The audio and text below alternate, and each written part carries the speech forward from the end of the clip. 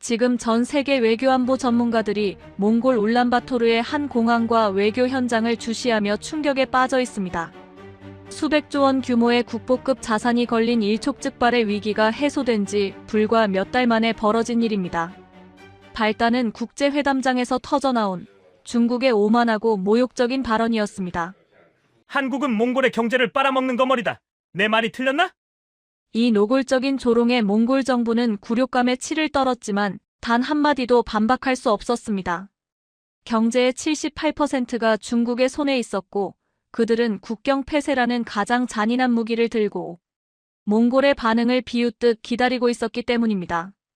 중국은 자신들의 승리를 확신했습니다. 그러나 그 순간 예상치 못한 대반전이 일어났습니다. 정부가 아닌 몽골 국민들이 먼저 들고 일어섰습니다. 청년들은 우리의 영혼을 갉아먹는 진짜 세력은 중국이다. 더 이상 굴욕적인 종속은 거부한다. 외치며 한국을 자유로운 미래의 형제로 지목했습니다. 이 강력한 국민적 각성과 외침이 외신을 뒤덮자 중국 정부는 결국 압박을 거두고 황급히 물러설 수밖에 없었습니다. 대체 무엇이 몽골 청년들을 이토록 용감하게 만들었을까요? 그리고 이 모든 사건의 이면에는 몽골의 미래가 걸린 중국의 72시간 국경 폐쇄 최후 통첩과 수백조 원 히토류 광산 개발권이라는 거대한 미스터리가 숨어 있습니다.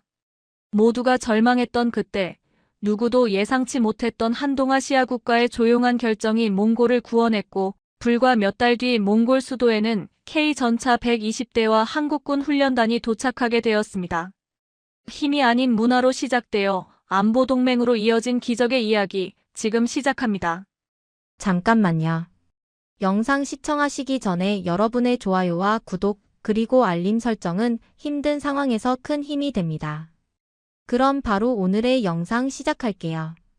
그날 새벽 저는 급히 옷을 갈아입고 울란바토르 시내를 가로질러 몽골 국립대학교의 제 연구실로 향했습니다. 모든 것이 불확실했던 2015년 가을의 일이었습니다. 저는 사라볼드입니다. 몽골 국립대학교에서 한국학과 교수로 재직하고 있는 한몽골인입니다. 지금 제가 여러분께 들려드릴 이야기는 몇 년 전 제가 서울대학교에서 사회학 박사학위를 받고 고국인 울란바토르로 돌아왔을 때 목격했던 충격적인 현장에서 시작됩니다. 그때만 해도 저는 전혀 알지 못했습니다. 제가 돌아온 그 시기가 몽골 현대사에서 가장 중요하고 극적인 전환점이 될 줄은 말입니다. 당시 몽골의 상황은 이루 말할 수 없이 절망적이었습니다.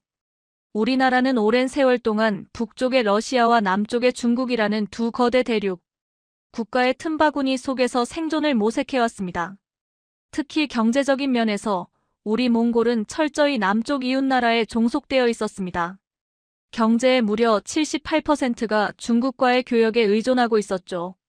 광산에서 캐낸 석탄, 구리, 히토류 등 몽골의 생명줄과도 같은 핵심 자원들은 모두 중국으로 향했고 그들이 구매를 중단하거나 국경 통제를 강화하면 우리 몽골 경제는 단 하루 만에 멈춰 설 수밖에 없는 그야말로 숨막히는 종속 구조였습니다. 이것은 단순히 경제적인 의존을 넘어선 식민지나 다름없는 굴욕적인 현실이었으며 몽골 국민 모두가 마음속 깊이 느끼는 절망감이었습니다. 젊은이들은 미래에 대한 희망을 찾기 어려웠고 좋은 일자리를 얻고 싶다면 당연히 러시아어나 중국어를 배워야 한다는 것이 사회의 불문율처럼 여겨졌습니다. 그 결과 우리 학교의 최고 인기학과는 당연히 러시아학과의 지원자 800명, 중국어학과의 지원자 600명으로 거대한 벽을 쌓고 있었습니다. 반면 제가 부임한 한국학과는 정원 20명을 채우기도 힘든 소수 전공, 그저 흥미로운 동양 언어 정도로 취급받는 학생들에게 외면당하는 학과였습니다. 하지만 2015년 가을 학기, 저는 제 연구실로 전달된 신입생 지원자 명부를 보고 제 눈을 의심할 수밖에 없었습니다. 한국학과에 무려 340명이 지원하여 경쟁률이 17대 1을 기록한 것입니다. 저는 이 숫자가 믿기지 않아 곧장 학과 사무실로 달려가 전산 기록을 여러 번 확인했고 이 숫자가 단순한 착오가 아닌 실제 몽골 젊은이들의 자발적인 선택이라는 사실에 깊은 충격에 빠졌습니다. 몽골 국립대 역사상 단 한 번도 없었던 일, 이것은 대체 왜 벌어진 기적과도 같은 일일까요? 저는 그 답을 찾기 위해 울란바토르 시내로 나섰습니다. 거리는 제가 몇 년 전 떠날 때와는 완전히 다른 분위기였습니다. 카페 창밖으로 흘러나오는 노래들은 몽골어가 아닌 아름다운 멜로디의 한국 드라마 OST였고, 대학생들은 별에서 온 그대, 상속자들 같은 드라마의 줄거리를 한국어 단어 몇 개를 섞어가며 열렬히 토론하고 있었습니다. 그들의 대화는 더 이상 베이징이나 모스크바의 유학 생활에 대한 이야기가 아니었습니다. 그들의 화두는 오직 한국이었습니다. 제가 한 카페에서 만난 3명의 여학생은 한국어 교재를 펼쳐놓고 진지하게 공부하고 있었는데, 제가 조심스럽게 다가가 말을 건네자 그중 한 학생은 저보다도 더 유창한 한국어로 대답했습니다. 선생님, 저희는 한국 드라마를 자막 없이 완벽하게 보고 싶어요. 단순히 드라마가 좋아서가 아니라 그들이 보여주는 발전상과 공정한 사회 시스템, 그리고 서로를 배려하는 문화를 직접 느끼고 싶어서요. 그리고 언젠가 서울에 가서 한국 회사에 취직하고 싶어요. 한국 기업들은 우리 몽골인을 동등하게 대우해주고 월급도 몽골 평균보다 훨씬 높다고 들었습니다. 그들의 말 속에는 단순한 동경을 넘어선 현실적인 미래 설계와 생존을 위한 절실함이 담겨 있었습니다. 저는 그들의 눈빛에서 단순한 유행을 넘어선 확신에 찬 미래 생존 전략으로서의 선택을 읽었습니다. 몽골 청년들은 러시아어나 중국어가 아닌 스스로의 의지와 희망을 담아 한국어를 배우기 시작한 것입니다. 제가 시내 서점에 갔을 때 외국어 코너에서 한국어 교재가 러시아어 교재보다, 심지어 중국어 교재보다도 훨씬 많이 팔리고 있다는 사실을 확인했을 때 저는 이 변화가 이미 돌이킬 수 없는 거대한 흐름이 되었음을 깨달았습니다. 서점 주인은 요즘 젊은이들은 한국어만 배우려고 합니다. 한 달에 200권이 넘게 팔려나가는데 중국어 교재는 고작 50권 남짓입니다. 그들은 한국어를 통해 미래를 보려고 합니다. 라고 흥분하며 말했습니다. 저는 즉시 관련 통계를 조사해보니 2010년 300명에 불과했던 몽골의 한국어 학습자는 불과 5년 만인 2015년에 1200명으로 4배가 증가해 있었습니다. 하지만 이것은 시작에 불과했습니다. 첫 강의 날, 저는 20명의 신입생들에게 다시 한번 질문을 던졌습니다. 여러분은 왜 수많은 전공 중에서 한국학과를 선택했나요? 한 남학생은 한국 드라마에 나오는 군인들과 사회 시스템이 정말 정의롭고 멋있었어요. 한국은 작은 나라지만 세계적인 강국이 됐고, 저도 그런 나라에서 일하며 배우고 싶습니다. 라고 했고, 다른 여학생은 우리 몽골도 한국처럼 될 수 있다고 생각해요.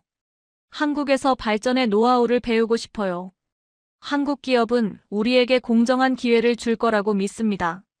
라고 힘주어 말했습니다. 그들의 대답은 단순히 한류의 열광을 넘어선 한국이라는 나라의 성공 모델과 공정함을 배우고 싶다는 강렬한 열망이자, 두 거대 강국의 그림자 속에서 살던 몽골 청년들이 자발적으로 새로운 제3의 길을 선택하기 시작한 역사적 순간이었습니다. 그날 저녁, 저는 제 연구 노트에 이렇게 적었습니다. 2015년 9월 15일 몽골 청년들이 러시아도 중국도 아닌 한국이라는 길을 선택하기 시작했다. 이것은 문화에서 시작된 작은 변화이지만 결국 몽골의 경제적 종속을 끊어내고 몽골의 미래를 바꿔놓을 거대한 힘이 될 것이다. 이 흐름은 이제 그 누구도 막을 수 없다. 저는 그때만 해도 이 작은 문화적 선택이 불과 몇 년 후 몽골의 경제와 안보를 중국의 압박으로부터 해방시키는 역사적인 대사건으로 이어질 줄은 상상도 하지 못했습니다. 그때부터 저는 이 기적과도 같은 변화를 가장 가까이에서 기록하는 목격자가 되었습니다. 이 문화의 물결이 몽골의 현실 경제에 부딪혔을 때 어떤 격변이 일어났는지 이어서 말씀드리겠습니다. 2015년 가을, 한국을 향한 우리 몽골 청년들의 뜨거운 선택을 목격한 후, 저는 이 거대한 문화적 흐름이 과연 우리 몽골의 냉혹한 현실 경제와 충돌했을 때 어떤 기적을 만들어낼 수 있을지 기대 반 우려 반의 심정으로 지켜보기 시작했습니다. 저는 문화의 힘을 믿었지만 현실의 벽은 너무나 두껍고 높았습니다. 2016년부터 2018년까지 우리 몽골이 직면해야 했던 경제적 현실은 한없이 잔혹하고 어두웠습니다. 한류 열풍이 불고 한국어 학습자가 폭발적으로 늘어나던 바로 그 시기, 몽골은 역사상 가장 심각한 경제 위기 중 하나를 겪고 있었습니다.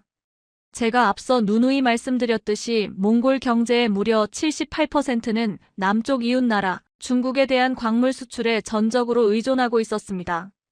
이것은 우리 몽골 경제의 숨통이 중국의 손에 쥐어 있다는 것을 의미했으며 그들이 언제든 우리의 목줄을 죄어올 수 있다는 끔찍한 현실, 즉 경제적 종속국이라는 슬픈 운명이었습니다. 그리고 2017년 2월 그 끔찍한 현실이 가장 잔인하고 노골적인 방식으로 우리 앞에 드러났습니다. 중국이 달라이 라마의 울란바토르 방문을 구실로 삼아 강력한 경제 보복의 칼을 꺼내 든 것입니다. 그들은 국제적인 비난에도 아랑곳하지 않고 즉시 국경 세관 검사를 상상을 초월할 정도로 지연시키고 강화했습니다. 우리 몽골의 생명줄과도 같은 석탄, 구리 등을 실은 수천 대의 화물차가 국경을 넘지 못하고 끝없이 늘어선 채 옴짝달싹 못한 채 멈춰서는 대규모 물류 대란이 발생했습니다. 몽골의 주요 수입원이자 산업 기반이 하루아침에 마비된 것입니다. 저는 당시 울란바토르 시내에서조차 생필품 가격이 하루가 다르게 치솟고 사람들의 얼굴에 깊은 불안과 공포가 들이우는 것을 보았습니다. 식료품 가게마다 사람들이 줄을 서서 물건을 사재기하는 모습은 전쟁 직전의 상황을 방불케 했습니다. 이 잔혹한 경제적 공격은 단 한 달 만에 우리 몽골 광산 회사 17곳을 파산시켰고 8,400개가 넘는 소중한 일자리가 순식간에 사라지는 참담한 결과를 낳았습니다. 이 일자리를 잃은 노동자들의 분노와 절망감은 몽골 사회 전체를 짓눌렀습니다. 이 사태의 여파는 제 연구실, 그리고 제 학생들의 가정에까지 깊숙이 침투해 들어왔습니다. 가장 성실하고 열정적이었던 제 한국학과 학생 중 3명이 등록금을 내지 못해 휴학계를 냈습니다. 그들이 모두 파산한 광산회사의 노동자였던 아버지들을 두었다는 사실을 알았을 때 저는 교수로서 이 젊은이들에게 아무것도 해줄 수 없다는 현실에 너무나 큰 무력감과 슬픔을 느꼈고 밤잠을 설치며 괴로워했습니다. 한 학생은 제게 교수님, 아버지가 평생을 바친 광산이 단 한 나라의 정치적 결정 때문에 한 달 만에 무너지는 걸 보면서 우리 몽골은 영원히 이 굴레를 벗어날 수 없는 건가 절망했습니다. 라고 흐느꼈습니다. 울란바토르 시내에서는 중국은 우리에게서 손을 떼라 고 외치는 항해 시위가 격렬하게 벌어졌지만 우리 몽골 정부는 국제사회의 도움을 청하지도 못하고 철저히 속수무책이었습니다. 그들의 생존권이 중국의 결정에 달려 있었기 때문입니다. 결국 우리 정부는 굴욕적으로 달라이 라마와의 관계를 끊겠다고 약속했고 그제야 마지못해 국경이 열렸습니다. 이것은 단순한 외교적 사건을 넘어선 우리 국민 모두가 뼈저리게 느낀 국가 경제 주권의 처참한 상실이었으며 우리 청년들의 미래가 단 한 나라의 정치적 결정에 의해 언제든 짓밟힐 수 있다는 끔찍한 현실의 확인이었습니다. 이 사건은 몽골 사회 전체에 자주 독립국가로서의 정체성에 깊은 트라우마를 남겼습니다. 동시에 북쪽 이웃나라인 러시아의 상황 역시 우리에게 희망을 주기는커녕 절망을 더했습니다. 2014년 크림반도 병합 이후 서방의 강력한 경제 제재가 시작되면서 러시아의 루블화 가치가 끝없이 폭락했습니다. 2015년 한 달러에 60루블이던 환율이 2016년에는 80루블까지 치솟았고 그 여파는 러시아로 유학 간 우리 몽골 학생들에게 직격탄이 되었습니다. 학비와 생활비가 감당이 안 될 정도로 폭등했기 때문입니다. 모스크바 유학 중이던 제 제자 한 명이 급히 귀국했는데 그녀는 제 연구실로 찾아와 엉엉 울음을 터뜨리며 말했습니다. 선생님, 루블이 너무 떨어져서 다음 학기 학비를 낼 수가 없어요. 부모님이 평생 모은 돈으로도 부족해서 고향의 작은 집을 팔아야 할지도 모른대요. 저는 열심히 공부했는데 제 꿈이 이렇게 나라의 경제 위기 때문에 무너지는 건가요? 저는 그 학생을 안아주면서 두 거대 강국의 경제적 위기가 우리 몽골 청년들에게 그 어떤 탈출구도 남겨두지 않았다는 절망적인 사실을 다시 한번 확인했습니다. 이처럼 양쪽 이웃나라 모두에게서 경제적 희망을 찾을 수 없었던 것입니다. 결국 2017년 몽골의 청년 실업률은 23%라는 충격적인 수치를 기록했습니다. 대학을 졸업해도 일자리가 없었고 그나마 있는 광산 일자리는 중국의 결정에 종속되어 언제 사라질지 모르는 시한폭탄과 같았습니다. 러시아 경제는 무너지고 있었습니다. 몽골 청년들에게는 그 어떤 미래도 보이지 않는 절망만이 가득했습니다. 저는 이 절망적인 현실 속에서 우리 청년들이 마지막으로 어떤 대안을 찾고 있는지 과학적으로 확인하기 위해 그해 여름 대규모 설문조사를 실시했습니다. 몽골 국립대 학생 500명을 대상으로 한 질문은 간결했습니다. 졸업 후 어느 나라에서 일하고 싶습니까? 결과는 단순한 문화적 호감을 넘어선 생존을 위한 처절한 선택을 보여주었습니다. 중국이라고 답한 학생은 9%에 불과했고 러시아는 6%였습니다. 그런데 놀랍게도 한국이라고 답한 학생이 무려 62%를 차지한 것입니다. 이 62%라는 숫자는 굴종 대신 자유를 택하겠다는 우리 청년들의 강력한 선언이었으며 기존의 경제 패러다임을 거부하는 명확한 증거였습니다. 저는 이 결과를 들고 국제학회에 나섰지만 해외의 많은 교수들은 제 보고를 믿지 못한다는 표정이었습니다. 한 교수는 질문했습니다. 볼드 교수님, 이건 한류라는 일시적인 문화적 현상 아닙니까? 유행이 지나면 결국 경제적 힘에 끌려 다시 중국 경제권으로 돌아갈 겁니다. 하지만 저는 제 눈으로 현장을 보고 있었기에 단호하게 고개를 저으며 반박했습니다. 아닙니다. 이것은 단순한 문화적 선택이 아닙니다. 철저한 경제적 이성과 현실에 기반한 선택입니다. 한국 기업은 중국 기업보다 평균 40% 이상 높은 월급을 지급하며 특히 우리 몽골 청년들에게 공정한 성장의 기회를 제공합니다. 그리고 가장 중요한 것은 한국은 우리 몽골인을 동등한 파트너로 대우하고 무시하지 않습니다. 굴욕적인 종속 대신 공정한 기회를 약속하는 곳을 청년들이 선택하는 것은 지극히 당연합니다. 우리 청년들은 바보가 아닙니다. 저는 이 설문조사 결과를 통해 청년들의 마음속에 이미 한국이 경제적 대안을 넘어선 정서적 대안으로 자리 잡았음을 확신했습니다. 이러한 저의 통계와 주장은 곧바로 현실로 증명되기 시작했습니다. 2018년 가을, 제가 가르쳤던 한국학과 최우수 졸업생 12명이 취업에 성공했는데 그중 11명이 삼성, LG, 현대와 같은 한국 대기업의 몽골 현지 법인이나 지사에 들어갔습니다. 그들이 받은 월급은 몽골 평균 월급보다 최소 80% 이상 높았습니다.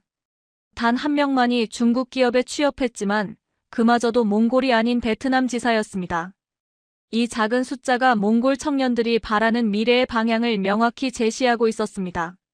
저는 그날 밤 몽골의 경제신문에 실린 중국의 석탄 수입 감축 기사를 보며 일기에 이렇게 적었습니다. 몽골은 중국과 러시아라는 두 거대 벽 사이에서 질식하고 있다. 78%의 경제 종속, 23%의 청년 실업률, 그리고 미래에 대한 깊은 절망. 우리에게는 이 고리를 끊어낼 제3의 선택지가 절실하다. 그리고 우리 청년들은 이미 그 답을 찾았다. 바로 한국이라는 이름의 공정한 기회와 성장을 약속하는 답을. 이 절망적인 경제 현실이 한국이라는 새로운 파트너의 등장을 간절히 바라게 만든 강력한 인과관계였으며 저는 이 문화의 힘이 이제 경제의 영역으로 폭발할 준비를 하고 있음을 직감했습니다. 이 폭발은 곧이어 몽골의 안보 영역까지 뒤흔드는 거대한 사건으로 발전하게 될 것입니다. 2018년은 우리 몽골 현대사에서 문화적 지진이 일어난 해로 기록되어야 마땅합니다. 경제적으로 절망의 구렁텅이에 빠져있던 그해 봄, 한국 드라마 태양의 후예가 몽골 국영방송의 황금 시간대에 방영되기 시작했습니다. 이 드라마가 몰고 온 파장은 제가 예상했던 그 어떤 한류 열풍보다도 훨씬 강력하고 근본적인 것이었습니다. 첫 방송 시청률이 무려 32%를 기록했고 입소문을 타면서 둘째 주에는 41%, 넷째 주에는 47%까지 치솟았습니다. 당시 몽골 인구 330만 명 중 155만 명이 이 드라마를 시청했다는 뜻이니 거리에서 만나는 몽골 국민이라면 남녀노소 누구나 이 드라마를 화제로 삼았고 심지어 정부 관료들조차 드라마 속 등장인물을 언급하며 미소 지을 정도였습니다. 저는 이 현상이 단순한 연예인이나 드라마 인기를 넘어선 몽골 청년들의 안보의식과 국가 정체성에 깊고 광범위한 영향을 미치고 있음을 직감했습니다. 그들의 깊은 무의식 속에서 자주국방과 세계 평화 기여라는 낯선 개념이 움트고 있었던 것입니다. 저는 이 현상의 실체를 파악하기 위해 학생들에게 직접 물었습니다. 무엇이 여러분을 이토록 사로잡았나요? 왜 이 드라마에 열광하나요? 한 남학생은 눈을 반짝이며 대답했습니다. 선생님, 한국군이 정말 멋있어요. 그들은 힘이 있지만 그 힘을 약한 나라를 돕고 평화를 유지하는 데 사용하잖아요. 유엔 평화유지군으로 가서 전쟁과 재난으로 고통받는 사람들을 구하는 모습이 너무나 감동적이었습니다.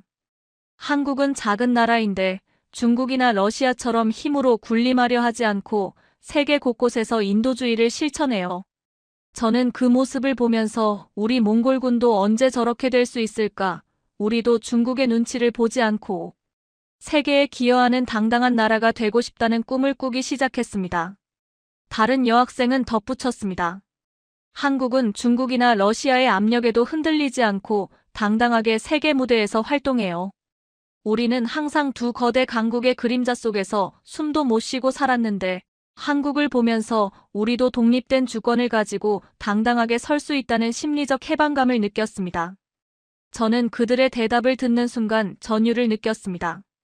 이 드라마는 단순한 멜로드라마가 아니었습니다. 이 드라마는 우리 몽골 청년들에게 한국을 경제적 파트너를 넘어선 우리와 함께 주권을 지켜줄 안보적 파트너로 인식하게 만드는 역사적 전환점이 되고 있었던 것입니다.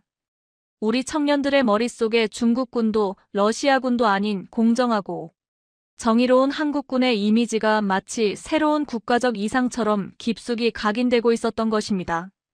이러한 정서적, 안보적 변화는 곧바로 한국어 학습자 수의 폭발적인 증가로 이어졌습니다. 2015년 1200명이던 한국어 학습자가 불과 3년 만인 2018년 봄에는 4800명으로 4배나 증가했고, 이는 몽골 교육계 전체를 충격에 빠뜨렸습니다. 울란바토르 시내에는 한국어 학원이 무려 37곳이나 새로 생겼고, 모든 학원이 수강생으로 넘쳐나 대기자 명단을 운영할 정도였습니다. 한국어를 배우려는 열기는 단순히 취미를 넘어 한국 기업 취업이라는 구체적이고 높은 보수가 보장되는 경제적 목표로 연결되었습니다. 그리고 2018년 6월, 이 기대는 놀라운 현실로 나타났습니다. 삼성전자가 울란바토르에 몽골 최초의 대규모 서비스 센터를 열었습니다.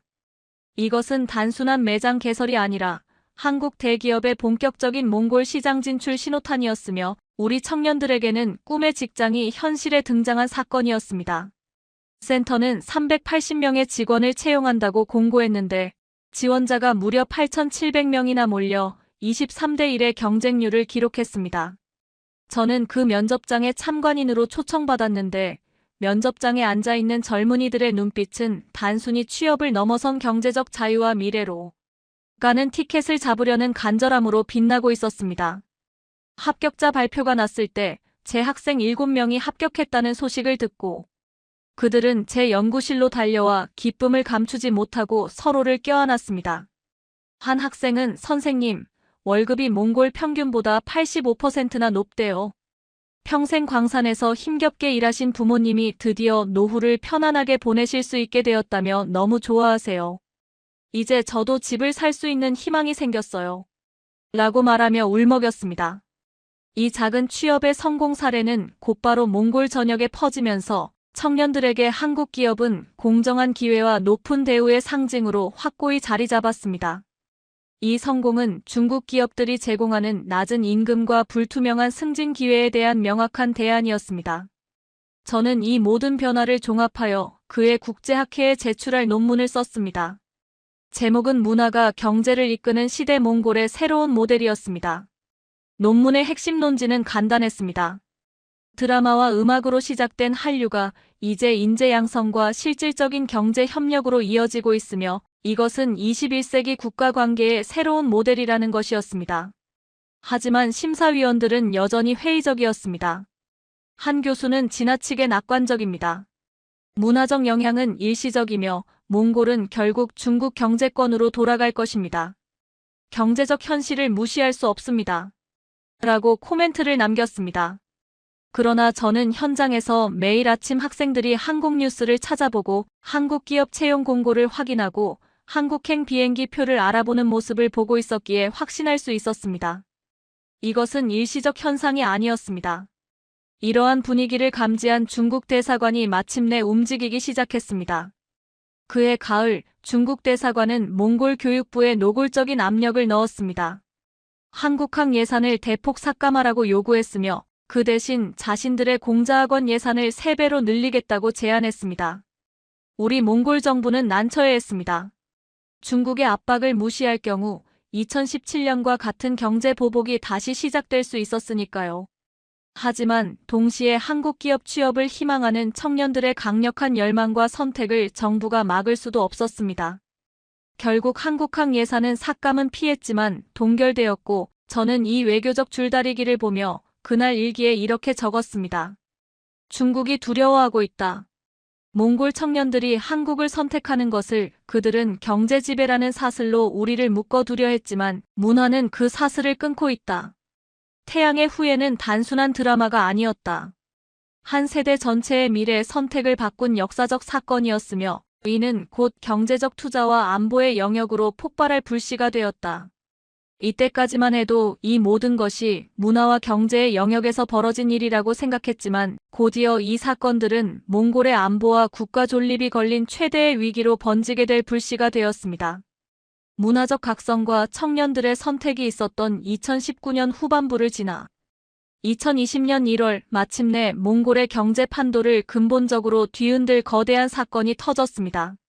저는 그날 울란바토르 정부 청사에서 열린 기자 회견장에 민간 전문가 자격으로 참석했습니다.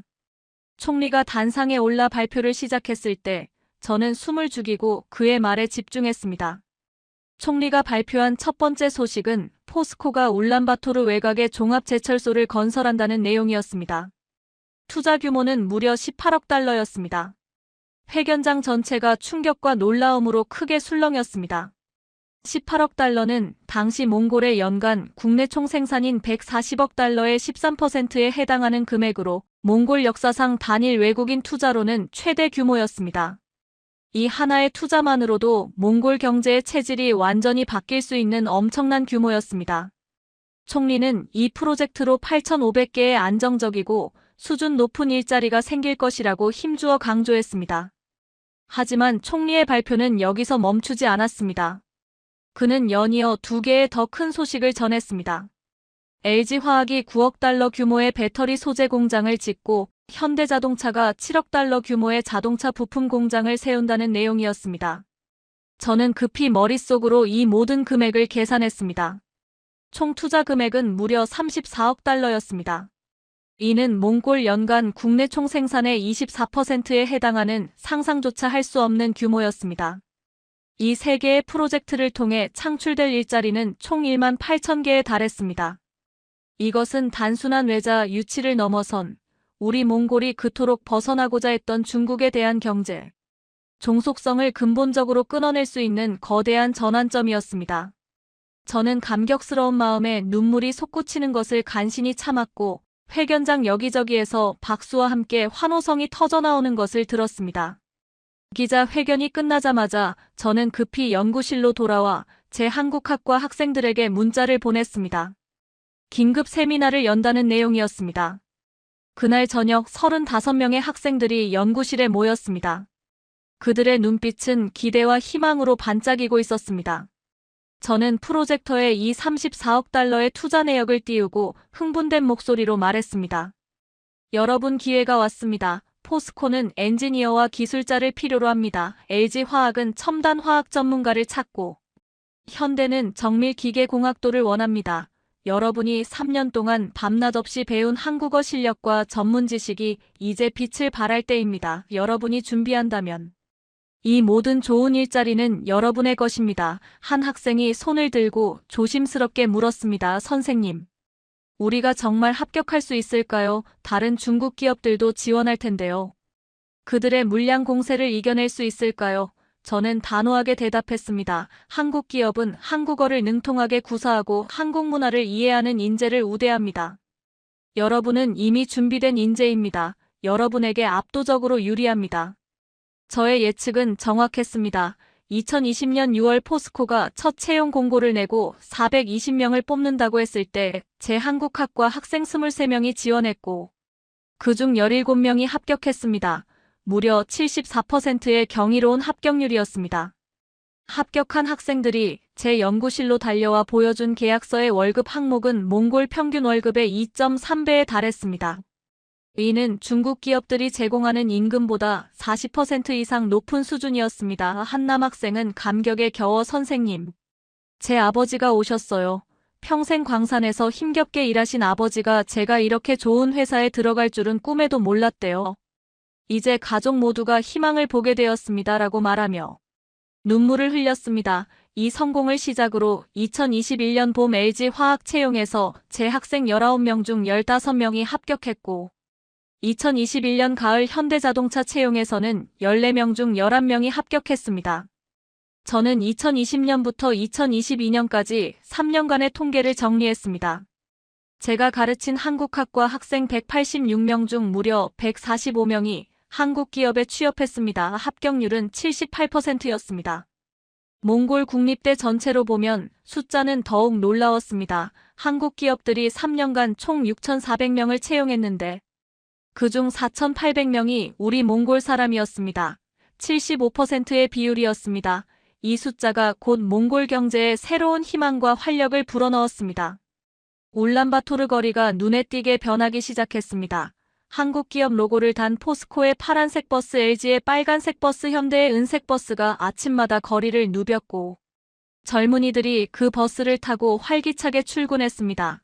2022년 여름 저는 졸업생 추적 조사를 했습니다. 한국 기업에 취업한 졸업생들의 만족도는 5점 만점에 4.3점으로 매우 높았습니다. 한 졸업생은 제게 이메일을 보내왔습니다. 선생님, 저는 포스코에서 3년 일했습니다. 이번에 한국 본사로 파견 갑니다. 포항으로요. 꿈만 같습니다. 이 모든 것이 한국어 공부를 시작한 덕분입니다. 저는 그날 연구 노트에 이렇게 적었습니다. 문화가 길을 열었고 투자가 다리를 놓았고 청년들이 그 다리를 건너고 있다. 2020년부터 2022년까지 3년은 몽골 현대사에서 전환점으로 기록될 것이다. 34억 달러와 1만 8천 개 일자리라는 숫자 너머에는 1만 8천 개 가족의 희망이 있다. 우리 몽골은 마침내 중국의 경제적 굴레를 끊어낼 실질적인 대안을 찾은 것입니다. 그러나 이 기쁨은 오래가지 못했습니다. 이 거대한 경제적 변화를 중국이 모를 리 없었습니다. 2024년 4월 8일 월요일 우리 모두가 긴장의 끈을 놓고 있던 그날 제 휴대폰이 울렸습니다. 몽골 외교부 차관의 긴급 전화였습니다. 볼드 교수님, 긴급 상황입니다. 지금 즉시 외교부로 와주실 수 있습니까? 저는 30분 후 외교부 회의실에 앉아 있었습니다. 차관이 건넨 서류는 중국 대사관에서 온 공문이었습니다. 저는 그 내용을 읽으며 온몸에 피가 식는 것을 느꼈습니다. 토고이 톨고이 광산 개발권을 중국에 양도하라. 72시간 내 결정하지 않으면 국경을 폐쇄한다. 토고이 톨고이 광산은 몽골 최대의 히토류 광산이었습니다. 매장량은 무려 520조 원 규모로 전 세계 히토류 매장량의 12%가 묻혀 있었습니다. 이것은 단순한 광산이 아니었습니다. 몽골의 미래 바로 우리의 국가적 생명줄이었습니다. 차관은 절망적인 목소리로 말했습니다. 72시간입니다. 목요일 정오까지 답을 줘야 합니다. 중국은 2017년 달라이 라마 때보다 더 강력하게 국경을 막을 겁니다. 이 요구를 받아들이지 않으면 우리 경제는 3일 만에 마비될 것입니다. 우리 몽골의 운명이 또다시 중국의 협박 앞에서 시험대에 오른 것입니다. 2024년 4월 8일 중국의 토고이 톨고이 광산 개발권 양도 최후 통첩을 받은 후 몽골은 문자 그대로 전쟁 직전의 상태에 놓였습니다. 72시간이라는 시한은 우리 몽골의 심장을 조여왔습니다. 그날 저녁 긴급 국가안보회의가 소집되었고 저는 민간 전문가 자격으로 참석했습니다. 대통령을 비롯한 모든 장관들의 얼굴에는 깊은 수심과 절망감이 가득했습니다. 대통령이 입을 열어 강요들의 의견을 물었습니다. 재무장관이 먼저 무거운 목소리로 말했습니다. 중국 요구를 받아들여야 합니다. 국경이 막히면 우리 경제는 3일 만에 마비되고 석탄 수출이 중단되면 국내 총생산이 15% 하락합니다. 국민들의 생계가 달린 문제입니다. 그의 발언에 국방장관 바트볼드가 격렬하게 반박했습니다. 받아들이면 끝입니다. 그들은 계속해서 더 큰 것을 요구할 것입니다. 결국 우리는 영원히 중국의 속국이 될 것입니다.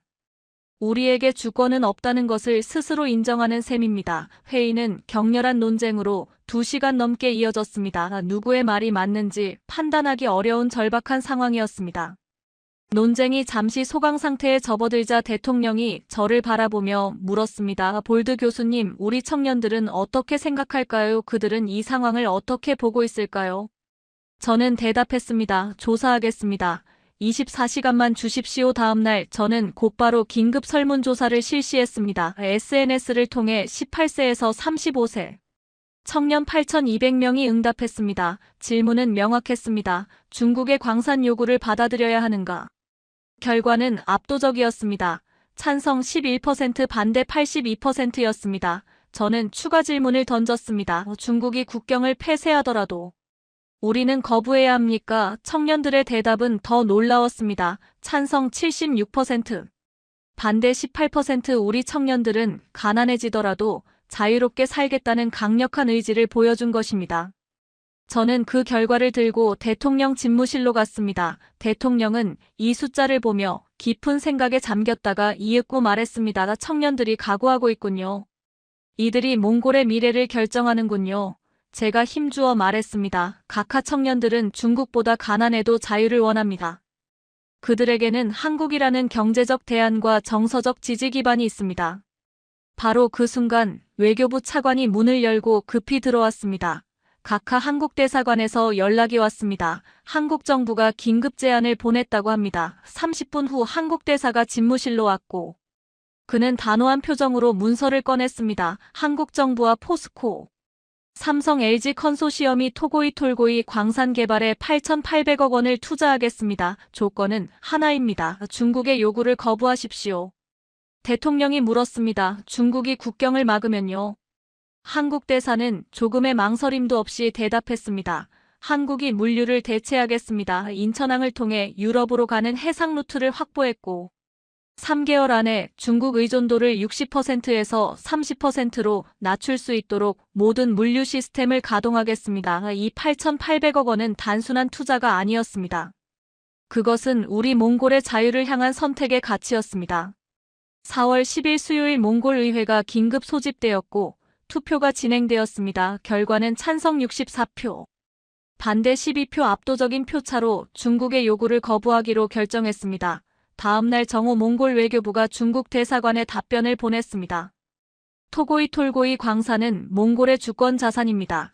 양도할 수 없습니다. 2시간 후 중국이 국경을 폐쇄했지만 몽골은 무너지지 않았습니다. 한국의 물류망이 즉각 가동되기 시작했습니다. 청년들은 거리로 나와 환호했고 저는 그날 일기에 썼습니다. 2024년 4월 11일 몽골이 중국에 처음으로 아니오를 말했다. 72시간의 위기는 몽골 독립의 새로운 시작이 됐다.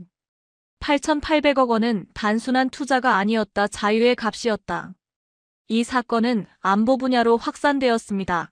2024년 9월 12일 몽골 국방장관 바트볼드가 서울로 향했습니다. 비공식 방문이었지만 그는 출발 전날 제게 전화를 걸어 말했습니다. 볼드 교수님, 역사적인 제안을 하러 갑니다. 한국에 우리 안보를 맡기려 합니다. 저는 깜짝 놀라 장관님, 그건 중국이 절대 용납하지 않을 것입니다. 라고 했지만 그는 단호했습니다. 이미 국경을 막았습니다. 더 나쁠 게 뭐가 있습니까? 우리는 러시아와 중국 사이에서 숨도 못 쉬고 살았습니다. 이제 선택할 때입니다. 9월 14일 그가 귀국했고 저를 국방부로 불렀습니다.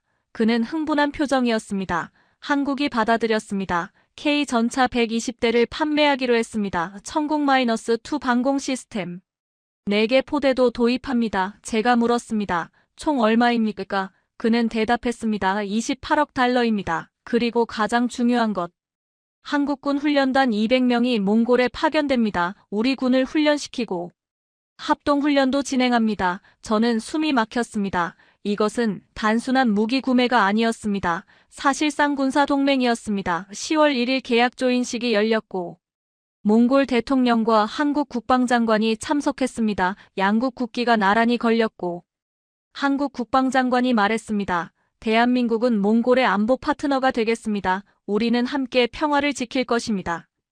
조인식이 끝나고 2시간 후 중국 외교부가 성명을 내고 몽골의 군사 도발을 강력히 규탄하며 한국과의 군사 협력은 지역 평화를 위협한다고 주장했습니다. 다음 날 중국이 다시 움직였습니다. 몽골산 제품에 대한 추가 관세 30%를 부과하며 경제 보복을 시작한 것입니다. 몽골 기업들이 긴장했지만 놀라운 일이 벌어졌습니다.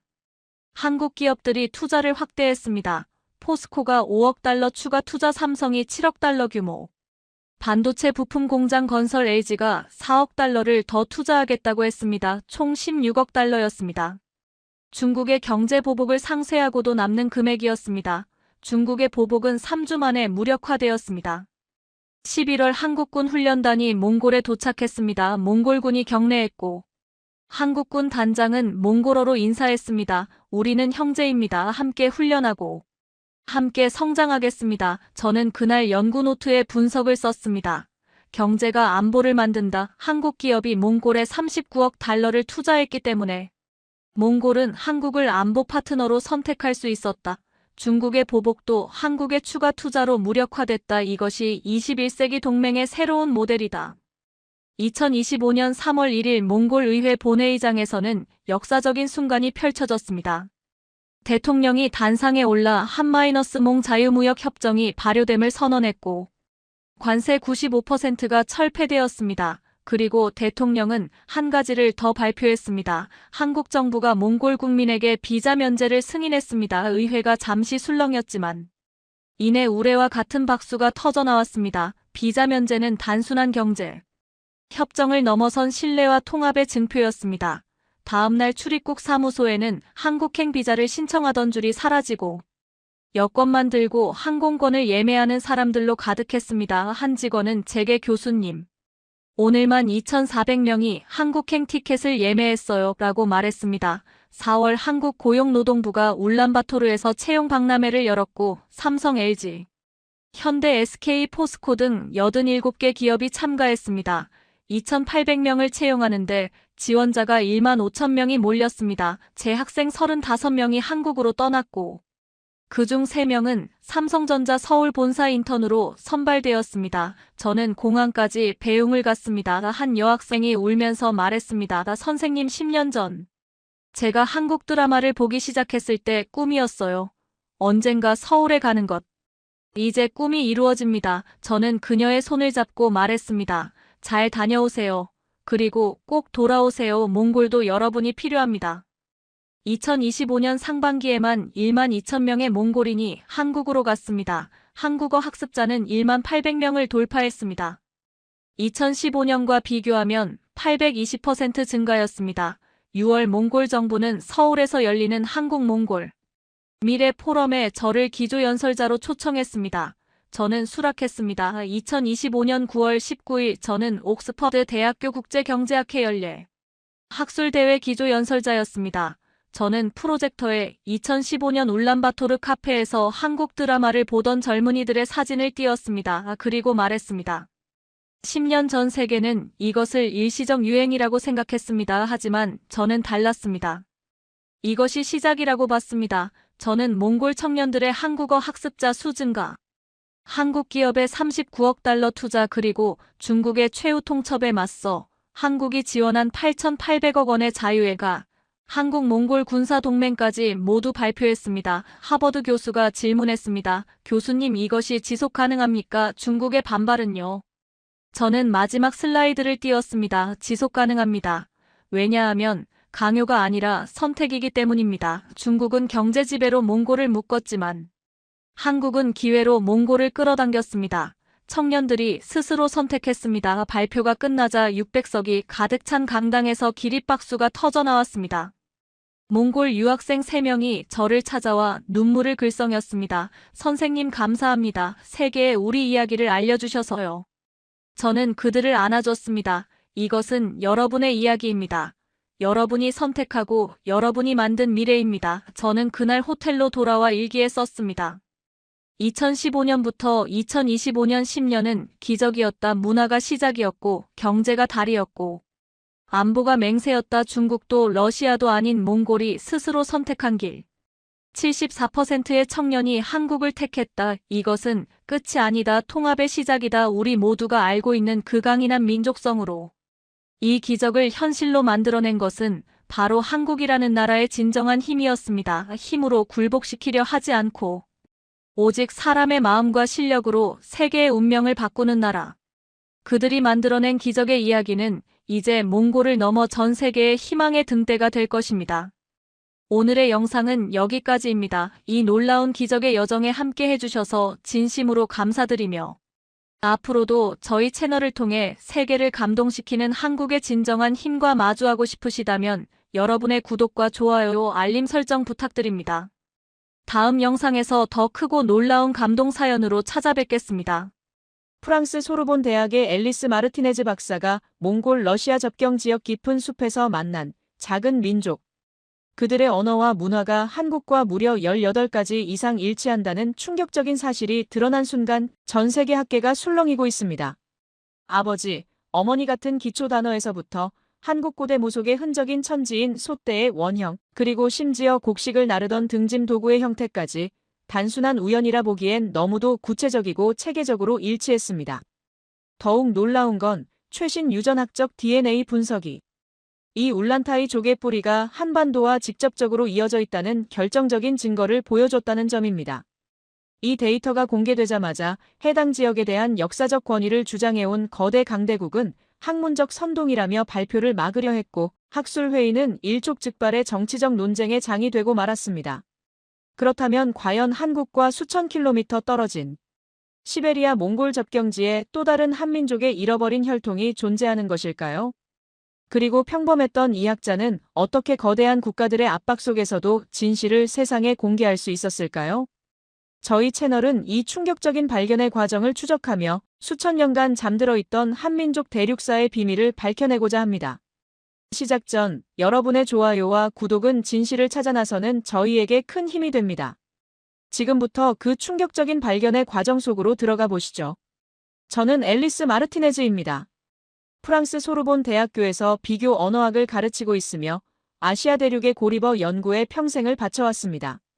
제 연구의 목표는 언어의 뿌리를 추적하여 인류 이동의 거대한 지도를 완성하는 것이었습니다. 몇 년 전 러시아 과학원의 협조를 받아 몽골 북부와 러시아 이르쿠츠크 접경 지대의 작은 소수 민족인 울란타이족의 언어를 기록하기 위한 원정길에 올랐습니다. 그곳은 지도에도 잘 표시되지 않은 곳이었으며 영하 30도를 넘나드는 극한의 추위와 광활한 초원뿐이었습니다. 우리가 도착한 타르이트 마을은 술록을 기르며 살아가는 약 100여 명의 울란타이족이 모여 사는 작은 정착촌이었습니다. 마을에 도착한 지 닷새째, 저는 울란타이족의 가장 연로한 원로이신 투맨 할아버지와 언어 조사를 진행하고 있었습니다. 그분의 연세는 80세에 가까웠고 저는 국제 음성 기호를 이용해 그들의 어휘와 문법 구조를 정리하고 있었지요. 문법은 흡착성이 강한 교차거의 특징을 보였고 어수는 주어 목적어 동사의 순서를 따르고 있었습니다. 이 구조는 중앙아시아의 여러 튀르크 계통 언어에서도 흔히 발견되는 특징이었기에 저는 큰 기대를 하지 않고 있었습니다. 그런데 투맨 할아버지가 당신의 젊은 시절 이야기를 하시다가 돌아가신 부모님을 회상하는 장면에서 저는 숨을 멈출 수밖에 없었습니다. 할아버지의 입에서 나온 부모님을 칭하는 단어는 아버지와 어머니였습니다. 저는 제 귀를 의심했습니다.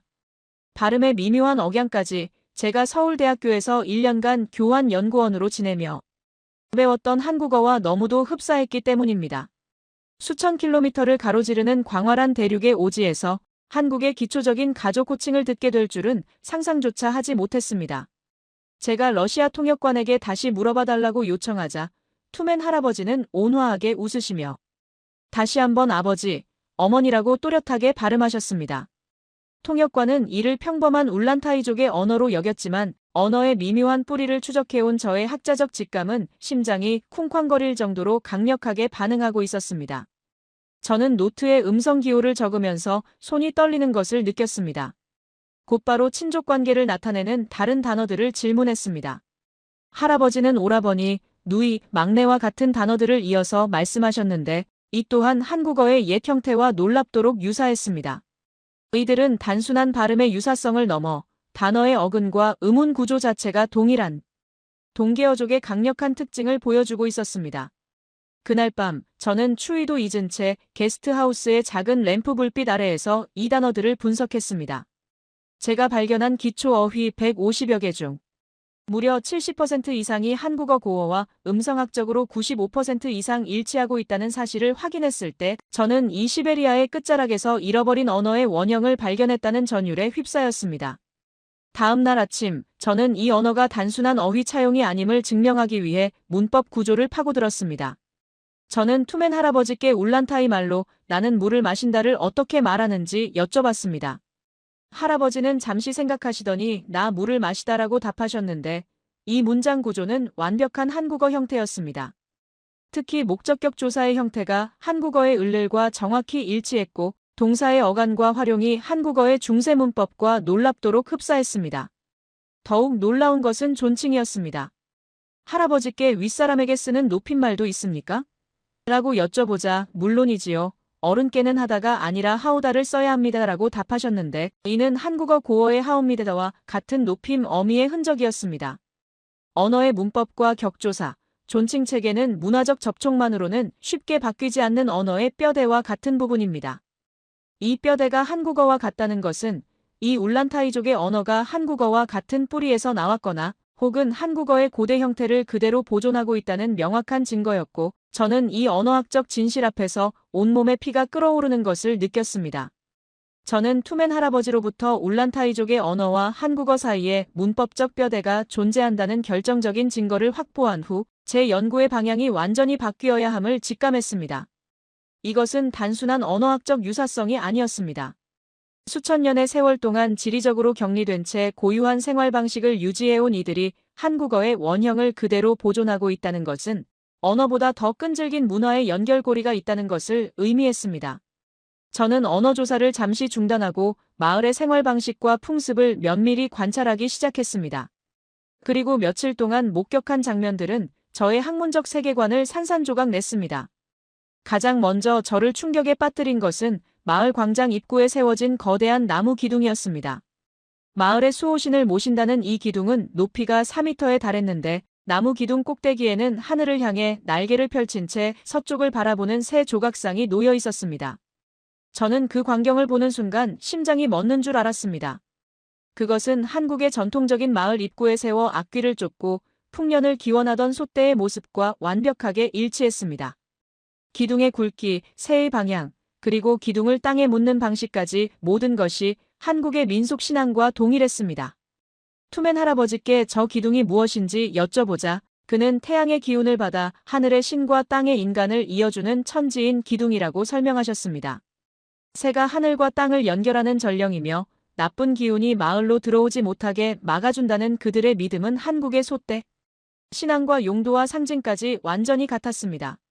다음 날 마을의 중년 여성 아냐 할머니가 땔감을 짊어지고 지나가는 모습을 보고 저는 현장에서 주저앉을 뻔했습니다. 아냐 할머니가 등에 맨 것은 소나무로 만든 어자 모양의 등짐 운반 도구였는데 그 형태와 구조가 한국 농촌에서 쓰던 지게와 구별이 안 됐습니다. 나무 틀의 각도와 크기, 그리고 무거운 짐을 등과 허리에 분산시키는 결속 방식까지 한국 전통 지게의 표준 규격과 정확히 일치했습니다. 제가 할머니에게 러시아어로 저 도구를 무엇이라고 부르냐고 물었을 때 그녀는 환한 미소를 지으며 울란타이 말로 매는 틀이라고 답했습니다. 매는 틀은 한국어의 멜빵 또는 매다라는 동사와 연결되는 명칭으로 도구의 기능뿐만 아니라 명칭까지 한국어의 어근을 공유하고 있었습니다. 심지어 제가 사용법을 시연해보라고 요청하니 어깨끈을 매는 방식부터 무게 중심을 잡는 자세까지 한국 농부들과 완전히 같았습니다. 저녁 식사 시간이 되자 더욱 놀라운 문화적 일치를 발견했습니다. 울란타이족이 음식을 먹는 방식은 다른 유목 민족과는 확연히 달랐습니다. 그들은 술록의 뼈를 깎아 만든 길이 25cm의 젓가락을 능숙하게 사용하고 있었는데 그 사용법이 한국인과 완벽하게 일치했습니다. 오른손 중지와 약지 사이에 아랫 젓가락을 고정하고 검지와 엄지로 윗 젓가락을 조작하는 방식이었습니다. 더 충격적인 것은 그들이 술록고기를 담은 작은 돌솥 모양의 그릇을 왼손에 들고 입 가까이 가져가서 젓가락으로 건더기를 떠먹는 자세였습니다. 이는 한국의 전통적인 식사 예절과 완전히 같았습니다. 젊은 청년 바야르에게 젓가락 사용법을 어디서 배웠냐고 물었더니 그는 어려서부터 할아버지가 우리 조상들이 남쪽에서 가져온 방법이라고 가르쳐 주셨다고 답했습니다. 저는 이 모든 증거를 녹음기와 카메라에 담아 이르쿠츠크 대학 생물학과에 있는 협력 교수에게 위성 전화를 걸었습니다. 제 발견이 언어와 문화를 넘어 유전학적 증거로 뒷받침되어야 한다는 확신이 들었기 때문입니다. 이 모든 것이 단순한 우연의 일치가 아님을 증명하기 위해 저는 마을 사람들에게 DNA 샘플 채취를 정중하게 요청했습니다. 저는 이 발견이 세계학계에 가져올 파장을 예상하며 깊은 숙고에 빠졌습니다. 울란타이족의 언어, 소떼신 앙매는 틀, 그리고 젓가락 식사법까지 이 모든 증거는 한 가지 결론을 향하고 있었습니다. 한국인은 단순히 반도에 갇힌 민족이 아니라 수천 년 전 이 광활한 대륙을 가로지른 위대한 개척자들이었다는 것입니다. 이제 과학적인 증거가 필요한 순간이었습니다. 저는 울란타이족의 언어와 문화가 한국과 놀랍도록 일치한다는 증거를 확보했지만 학계와 세상을 설득하기 위해서는 무엇보다 유전학적 근거가 필수적임을 알고 있었습니다. 러시아 이르쿠츠크 대학 생물학과와의 긴밀한 협의 끝에 저는 투맨 할아버지를 포함한 울란타이족 주민 25명의 DNA 샘플 채취 허가를 받을 수 있었습니다. 국악 면봉으로 채취한 샘플들은 곧바로 이르쿠츠크의 연구소로 급송되었고 저는 마을의 남아 결과를 기다리며 마을 사람들의 외형적 특징을 관찰하기 시작했습니다. 가장 먼저 눈에 들어온 것은 신체적 특징의 유사성이었습니다. 울란타이족의 평균 신장은 동북아시아인과 거의 일치했으며 광대뼈가 살짝 돌출되고 눈꼬리가 올라간 몽골로이드의 특징이 뚜렷했습니다. 청년 바야르가 저에게 다가와 교수님, 저희가 그렇게 특이해 보이나요? 하고 웃으며 물었을 때 저는 솔직하게 답했습니다. 아니요, 오히려 친근해 보여요. 제가 알고 있는 한국 사람들과 매우 비슷하거든요. 하지만 저를 가장 크게 충격에 빠뜨린 것은 생후 10개월 된 아기 오논의 기저귀를 갈아주는 모습을 우연히 목격했을 때였습니다. 아기의 엉덩이와 등 부분에 푸른 반점이 선명하게 나타나 있었습니다. 그것은 바로 몽골 반점이었습니다. 제가 아기의 어머니에게 저 반점은 무엇인가요? 하고 조심스럽게 물었을 때 그녀는 대수롭지 않게 우리 아이들은 모두 저런 반점을 가지고 태어나요 자라면서 자연스럽게 사라지죠 라고 답했습니다. 저는 제 손이 떨리는 것을 느꼈습니다. 몽골 반점은 몽골로이드 계열 민족의 대표적인 유전적 특징이며 한국인 신생아의 80% 이상에서 나타나는 현상이었기 때문입니다. 마을의 모든 3살 미만 아이들을 살펴보니 그 결과는 동일했습니다. 15명의 아이들 모두가 몽골 반점을 가지고 있었고 그 크기와 위치까지 한국 아이들과 완전히 같았습니다. 언어와 문화에 이어 생물학적 증거까지도 한국과의 연결성을 가리키고 있었습니다. 일주일 후 이르쿠츠크 대학에서 긴급 연락이 왔습니다. DNA 분석 결과가 나왔다는 것이었습니다. 저는 헬기를 타고 연구소로 향하는 내내 기대감과 불안감이 교차하는 심장 박동을 느꼈습니다. 연구소에 도착하자 페트로프 박사가 저를 맞이했습니다. 그는 흥분한 표정으로 컴퓨터 화면을 가리켰습니다.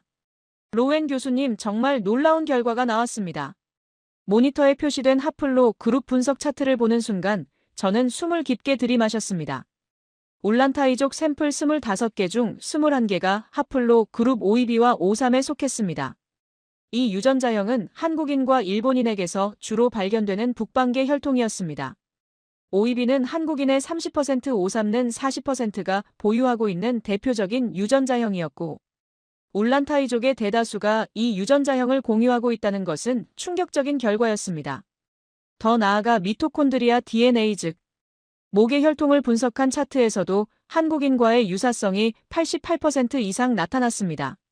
특히 D사와 M7 계통이 주를 이루고 있었는데 이는 한국인의 목의 혈통을 대표하는 유전자형이었습니다. 저는 의자에 깊숙이 기대며 믿을 수 없다는 듯 고개를 저었습니다. 이런 수치는 같은 민족 내에서나 볼 수 있는 수준이었기 때문입니다. 혈액형 분포는 어떠했습니까? 하고 제가 묻자 페트로프 박사는 O형 35%, B형 30%, O형 30%, AB형 5%로 한국인의 혈액형 분포와 거의 동일했습니다. 라고 답했습니다. 언어와 문화뿐만 아니라 유전학적으로도 울란타이족과 한국인이 같은 뿌리를 갖고 있다는 것이 명백하게 증명된 순간이었습니다. 저는 마을로 돌아가 투맨 할아버지께 이 결과를 설명해드렸습니다. 할아버지 검사 결과 정말 놀라운 사실이 밝혀졌어요. 울란타이족과 한국인이 유전학적으로 매우 가까운 관계라는 것이 증명됐습니다. 할아버지는 빙긋이 웃으시며 고개를 끄덕이셨습니다. 우리 조상들이 항상 그렇게 말해왔어요. 먼 남쪽에 우리와 같은 피를 가진 오랜 형제들이 살고 있다고 말이에요. 그날 밤 저는 연구 노트에 중요한 결론을 기록했습니다. 몽골 반점 언어적 유사성 문화적 일치.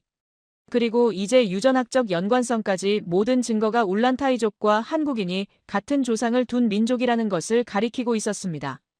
하지만 저는 이 발견이 정치적 파장을 일으킬 수도 있다는 불안감에 휩싸였습니다. 순수한 학술 연구가 국가 간의 민감한 문제로 비화될 수 있다는 것을 알고 있었기 때문입니다. 그럼에도 불구하고 저는 과학적 진실은 어떤 압력에도 굴복하지 않아야 한다고 스스로 다짐했습니다. 저는 이제 이 모든 증거를 세상에 공개할 준비를 해야 했습니다. 유전학적 증거까지 확보한 저는 이 충격적인 연구 결과를 국제학술대회에서 발표하기 위해 준비했습니다. 며칠 후 저는 모스크바로 돌아갔고 러시아 과학 아카데미 본관 7층 회의실에서 제 연구 결과를 예비 발표하는 자리를 가졌습니다. 청중석에는 40여 명의 언어학자와 인류학자들이 앉아 있었는데 그들의 눈빛에는 이미 제 연구에 대한 호기심과 경계심이 뒤섞여 있었습니다. 저는 울란타이와 한국어 연관성에